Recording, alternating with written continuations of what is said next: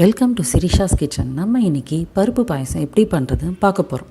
அதுக்கு முதல்ல 1 கப் பாசிப்பருப்பு எடுத்திருக்கேன். அதை ஒரு கடாயில் வறுத்துக்கலாம். கூடவே 2 டீஸ்பூன் கடலைப்பருப்பு போட்டுக்கலாம்.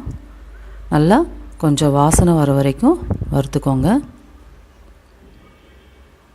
இப்போ இதை நம்ம குக்கரில் வேக வச்சுக்கலாம். தண்ணியை ஊற்றி ஒரு 3 விசில் வர வரைக்கும் வச்சுட்டு, இப்போ ஒரு கடாயில் நெய்யை விட்டு முந்திரி, காஞ்ச திராட்சை, தேங்காய் பத்து கட் பண்ணி வச்சுருக்கோம். இதெல்லாம் வறுத்து எடுத்துக்கலாம். 1.5 கப்பு வெல்லத்தை கொஞ்சமாக தண்ணி விட்டு பாகு காய்ச்சிக்கலாம். இப்போ இது நல்லா வடிகட்டிடலாம். இதோட வேக வச்சுருக்க பருப்பை சேர்த்து நல்லா கலந்து வச்சுக்கலாம். இப்போ 2 மிக்ஸ் ஆகணும்.